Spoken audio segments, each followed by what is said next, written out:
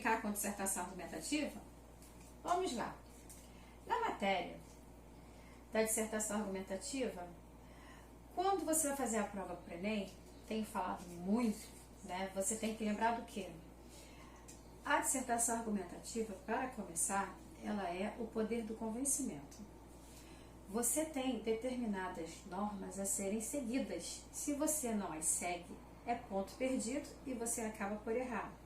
Você tem que tomar cuidado que se eu falo argumentativo, eu tenho argumentos, eu vou argumentar algo, eu vou questionar algo, eu vou, de preferência, defender algo. Quando vem uma redação para vocês, geralmente vem textos motivacionais. Junto aos textos motivacionais, vem a proposta que você deverá realizar. Essa proposta vem com o tema. Tema não é sinônimo de tese, porque o tema é aquilo que você irá, é o que você estuda e é o que você irá, sobre o que você irá escrever. Porém, a tese nada mais é do que, eu coloco assim, que fica mais fácil da galera entender, que é a sua defesa. Para alguns, preferem pensar ser a sua verdade. A partir do momento que você concorda com algo, você irá buscar a sua linha de defesa, a sua linha de raciocínio nos seus argumentos, que estarão aqui dentro. Desenvolvimento, ele é composto por argumentos, certo? Argumentos estes que eu coloco, tem argumento que gosto bastante com citação, argumento que obrigatoriamente tem que ter uma linha de raciocínio lógico, sempre, não tem para onde correr. São duas linhas maravilhosas de trabalho, certo? Tem a citação, tem a linha de raciocínio lógico, certo? Aqui você vai trabalhar muito bem, certo? E vamos lá. Todo o seu texto, você tem que ter clareza. Você tem que ser claro, você tem que ser objetivo. Subjetividade, eu acho, eu penso. O eu você não pode, porque você só pode trabalhar com a terceira pessoa. Você tem que ser impessoal. Nada de escrever na primeira pessoa. Até coloquei para vocês em uma aula seguinte, está com dúvida, coloca na primeira e depois transforma. O que você não pode é perder tempo. Quando você é claro, objetivo e impessoal e consegue escrever uma redação dissertativa argumentativa sem dificuldade, quando você tem conhecimento.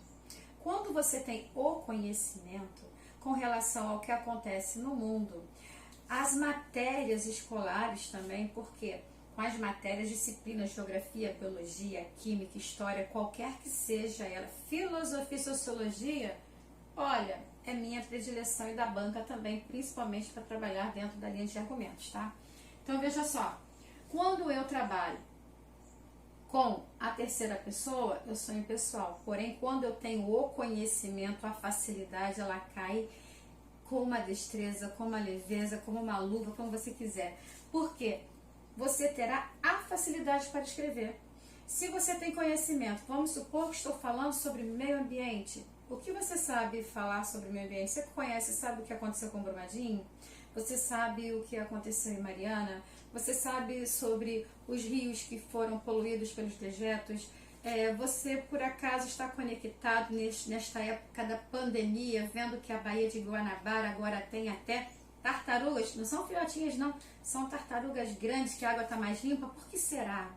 Será que estão jogando menos sujeira na água ou será por causa das embarcações que estão paradas? Por qual motivo será isso? Estou só fazendo colocações, não são afirmações, para vocês terem uma ideia do que está acontecendo. Tem se falado bastante com relação ao ar que está mais limpo. Por que será? Por que o meio ambiente sofre tanto? Quem é o culpado disso? Qual é a disciplina que mais trabalha e que lhe dá argumentos da parte histórica para que você possa, histórica que eu digo, geralmente eu falo a parte histórica porque você pode trabalhar dentro das citações também, mexer com a parte histórica de interdisciplinaridade, porque você pode trabalhar isso dentro do seu desenvolvimento também, é um tipo de argumento que você trabalha com a interdisciplinaridade, que você vai trabalhar com alguma disciplina aqui no meio, que você irá desenvolver com uma facilidade maravilhosa. Então veja bem, tudo que eu estou falando é o que? Voltado ao conhecimento. Se eu falei de Brumadinho, se eu falei da Baía de Guanabara, se eu falei dos dejetos, se eu falei de algum rio, ou vamos lembrar, Espírito Santo, parte da praia até onde os dejetos foram, desde Brumadinho, o mar está marcado. Por que será? Por que aconteceu tudo isso? Por que o solo sofreu tanto? Por que aconteceu o problema do rompimento com as barreiras? Tudo tem um porquê. Se você tiver esses porquês a serem colocados em sua redação ficará maravilhosa.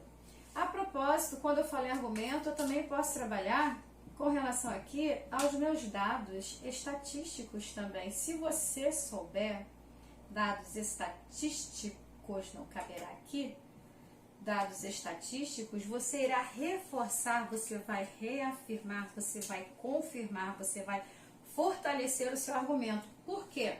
Você está trabalhando de acordo com dados que estão ali para você poder trabalhar. É claro que eu falo sempre, não sabe o número exato? Aproximadamente, por exemplo, ao dar uma aula certo dia, eu cheguei e falei que aqui no Rio de Janeiro, os casos já estavam a cerca de 2.000 pessoas. Quando terminei a aula, estava terminando tudo. Caramba, qual foi a minha surpresa? Já estava em 3.000. Ou seja, se eu estivesse fazendo a redação naquele momento, eu estava muito mal. Então, ainda bem que eu estava pensando do lado positivo, pensar desse lado, claro que não. Se eu estivesse escrevendo na redação naquele momento e não fosse algo que estivesse acontecendo e já estivesse parado, eu teria errado e muito feio minha redação. Mesmo que eu colocasse aproximadamente 2.000, está errado, porque se estava em 3, eu errei. Esqueci o dado. 3.000 foi um exemplo que eu coloquei para vocês aqui. Esqueci o dado. Coloquei aproximadamente 2.000. Eu errei em 1.000 pessoas. A partir do momento que eu erro em 1.000 pessoas, por não ter o conhecimento, acabo de errar um dado estatístico e eu vou perder ponto e não ganhar. Ao invés de fortalecer, eu irei enfraquecer minha redação. Então, veja bem, se você tem dados estatísticos certos, exatos, coloque. Não sabe, não escreva. Não tente essa sorte. Como eu fiz um exemplo, 2.000 e eram 3, errado. Claro que está errado. Se fosse, por exemplo, se fosse para ser verdadeiro, para que fosse aceitável o valor de 2 que coloquei como exemplo, vamos supor, estou fazendo a redação e está em torno de, suponhamos que a verdade seja em torno de 1.875 pessoas. Está próximo de 2.000, então aproximadamente 2.000 caberia sim. No entanto, como eu errei em mais de 1.000, não cabe, não coube, nem caberá em momento algum, porque o meu número estava errado para mais de 1.000. Entendido? Quando em sala, quando vocês perguntam, eu não sei, alguém sabe dizer? Na hora da sua prova do Enem, não tem ninguém para lhe falar. Mas eu estou nessa aula. Você está se testando, você está aprendendo, você tem que gastar esse seu tempo para fazer a sua redação como se você estivesse no dia da prova do Enem. O conversar, a troca de ideias na prova do Enem não existe. Posso consultar aqui no celular? Não, você não deve consultar no celular, porque no dia da prova do Enem não tem pesquisa. A sua pesquisa é qual? A sua pesquisa é única e exclusivamente os textos motivacionais e mais nada.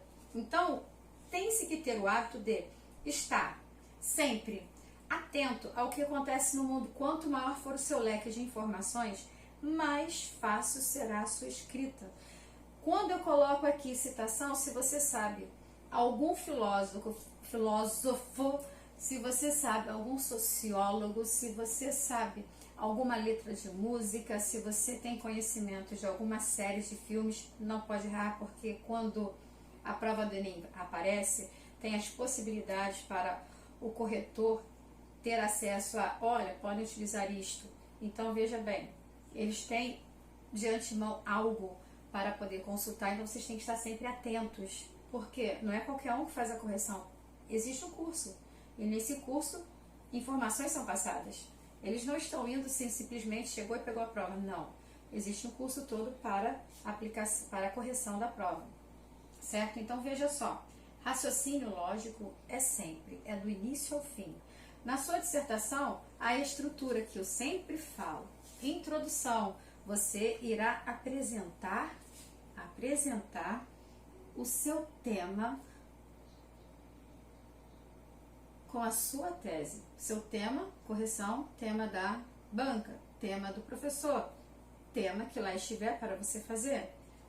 Você vai fazer a sua tese. Tema e tese não são sinônimos. Cada um tem a sua tese. Eu coloco como defesa e peço sempre para que tomem o máximo de cuidado com os direitos humanos. Você não pode ir contra direitos humanos nunca. Porque se você for, você vai perder nota e você poderá ser desclassificado. Mas acontece que todos os alunos falam, mas olha, eu não concordo porque eu acho que isso... Você acha? Ok, ninguém está mudando seu pensar. E não é certo mudar os pensares. O que se deve fazer? O que você quer conversar com qualquer pessoa fora de uma prova, fora de qualquer papel escrito que você venha concorrer ou a conquistar, você deverá escrever aquilo que lhe é solicitado. Se lhe é solicitado que faça um texto, que ele tenha a estrutura da introdução com a apresentação da sua tese, que você tenha o desenvolvimento, que eu sempre coloco para vocês, que ele tem que ser o mais rico possível. Você vai trabalhar sempre, como é que eu peço mesmo? Eu peço que ele tenha fato. Eu, a partir de hoje, quero cortar o senso comum, sem senso comum, que eu sempre colocava, eu quero fato, eu quero agora a causa, eu quero a consequência. Vamos enriquecer esses textos agora. Está chegando o final do ano, o Enem está batendo na porta. Eu quero a causa, eu quero a consequência e eu quero a explicação para tudo que vier acima. A explicação do quê? A explicação disto, a explicação disso, porque veio disto. Quanto melhor for esta parte aqui, mais rica e aprofundada será a sua redação. Senso comum eu não quero, por quê? Eu estou tirando agora o senso comum, que já era algo que eu estava para fazer. Tinha um tempo, eu sempre tenho um tempo para que isso eu solicite. Porque o senso comum, ele, de certa forma, trabalha com a cultura de cada um, os seus pensares. E quando você pensa no senso comum, ele pode ser tendencioso. E é tudo que uma redação dissertativa argumentativa não pode ser tendenciosa. Você tem que ser claro, objetivo e pessoal, sem ser tendencioso, certo? Você tem que trabalhar com os dados estatísticos que você vai conhecer. Você vai trabalhar com o raciocínio lógico que você tem. Você vai trabalhar com uma citação em somente um argumento e mais nenhum outro. Será desnecessário. Até porque quando você trabalha a linha de argumentos, você terá que deixá-la cada vez mais rica.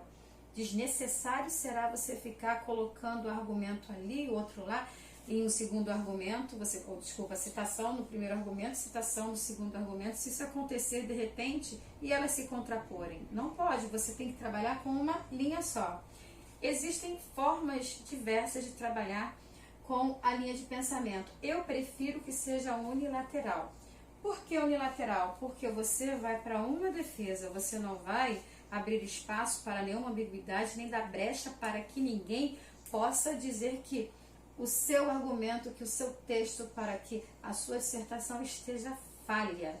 Não, não pode ter falha, ela tem que ser exata. Quando você vai unilateral, você somente defende a sua tese, você não tem dificuldades para quando chega aqui na conclusão. Por quê? Quando você chega na conclusão, você tem que arrumar a sua proposta de intervenção. Como você vai organizar tudo isso? Se você tem ideias, eu prefiro colocar um texto bem reflexivo, eu quero um que tenha um argumento que seja favorável e outro contra. Tá legal. Como é que você vai montar a sua conclusão? Não tem como. Ou você vai ser contra ou você vai ser favorável. E a proposta de intervenção ela tem que ser uma. Você tem que estar voltada de uma forma unilateral para aquilo. Mas acontece que eu estou de acordo com os textos motivacionais. Então, que bom, agora acrescente. Se naquele texto já existe conclusão, já está apresentando a você proposta de intervenção, o que mais poderia acontecer? Por quê? No nosso dia a dia, nunca existe somente uma solução. Se eu não conseguir abrir a porta A, eu abro a B, eu abro a C, eu abro a D, eu vou abrindo portas. O que eu não posso é partir e ficar, não, olha só, eu só tenho essa porta aqui para entrar. Se essa porta estiver fechada, eu não consigo passar. É claro que não. Você terá que buscar outras portas. Plano A, plano B, plano C e assim sucessivamente. Na escrita, você tem que fazer dessa forma. Então, a conclusão, você vai explicar essa amiga também, tá? Como é que você chegou à conclusão de que a proposta de intervenção que lhe está naquele momento servirá? Você vai dizer para que ela serve, como ela deverá ser exercida, por quem ela deverá. Então, tome sempre muito cuidado. Certo, turma? E olha só, fiz aqui um apanhado, já adentrei em outras matérias, mas tudo bem, vamos lá. Dissertação argumentativa, introdução, ela também pode ser por citações, que eu não gosto muito quando você coloca somente, vai dizendo, vou falar, como eu sempre coloco para vocês, exemplo bem simples, né? Saúde, educação e segurança. Se você esqueceu que vai falar da saúde, você lembra da segurança. Se você puser na introdução o passo a passo, você terá que escrever exatamente naquela ordem. Então, eu gosto muito da introdução com um ponto de interrogação. Mas olha, há colegas que falam assim, não pode colocar pergunta na introdução. Pode sim, eu defendo isso. E muitos outros defendem também. Por quê? O que não pode? O que não pode é você fazer uma pergunta e não colocar a resposta. A partir do momento que você pergunta no seu texto e você responde no seu texto, você, ao fazer a pergunta, fará com que o leitor reflita sobre a sua pergunta. Mas ele não vai ficar esperando para obter a resposta dele, porque você vai colocar a resposta em seguida. Nesse momento, a pergunta está certa sim. No entanto, há quem diga, não pode ter pergunta, pode desde que você responda. Se você não responder, fez um apanhado, como eu ensinei na parte da introdução, para montar a sua tese, a sua defesa, ok, fechou, ponto continuativo, mandou a pergunta, respondeu no desenvolvimento, está certa a sua introdução. Há quem diga que não pode, pode sim, pode, pergunta, desde que você responda. Se não coloca a resposta, se não sabe a resposta, se você pensa em deixar o leitor da sua redação somente ficar pensando e refletindo, aí sim você perde sua nota. Mas se você fizer a pergunta e você responder, você conquista a sua nota muito bem e facilmente. Certo, galera? Desenvolvimento, já me perguntaram também. Posso fazer pergunta no desenvolvimento? Nesse não. Mesmo que você queira colocar uma reflexão, nesse não, porque você estará trabalhando com causa, você vai trabalhar com o fato, você vai trabalhar com a causa, você vai trabalhar com a consequência, você vai ter que esperar, vai ter que explicar tudo que tem aqui, tudo que está antecedendo para aprofundar o seu texto, para que fique muito bem explicado, de forma a convencer aquele que lê a sua redação a acreditar na sua tese, na sua defesa, na sua verdade. Então, veja bem, pergunta aqui, não. Pergunta na conclusão? Também não, afinal de contas, veja, se você está montando uma proposta de intervenção, a partir do momento que eu faço a pergunta, será que eu não fico na dúvida? Coloco assim, a blusa preta me cai bem, ou será que não? Qualquer que seja o texto que venha, analisa comigo. Se eu estou dizendo que a blusa preta me cai bem, a partir do momento que eu boto ou será que não, se acaso eu esteja em um texto falando da cor do uniforme, o que eu prefiro a cor preta, porque me cai bem. Ponto. Alguém vai questionar algo, eu já estou afirmando, olha, eu prefiro a cor preta porque me cai bem. Agora, se eu coloco, eu prefiro a cor preta ou a vermelha, a entonação faz diferença. No meu falar, mas na escrita, não tem entonação, vai da forma que a pessoa leu. Eu posso colocar uma afirmativa e lançar em seguida, ou a vermelha. Não, não pode ter, você tem que ser certo, imediato. Você não pode deixar brechas, portas abertas. Uma vez que isto acontece, você perde ponto, você perde nota. Entendido, gente? E a aula de hoje foi essa. Até a próxima, estamos só revisando, façam os trabalhos, enviem para o meu e-mail. Dúvidas pelo e-mail também, tá? Por quê? Vou responder por lá, certo? Não mande foto para meu celular, fotos para o meu e-mail dos exercícios realizados. Até a próxima!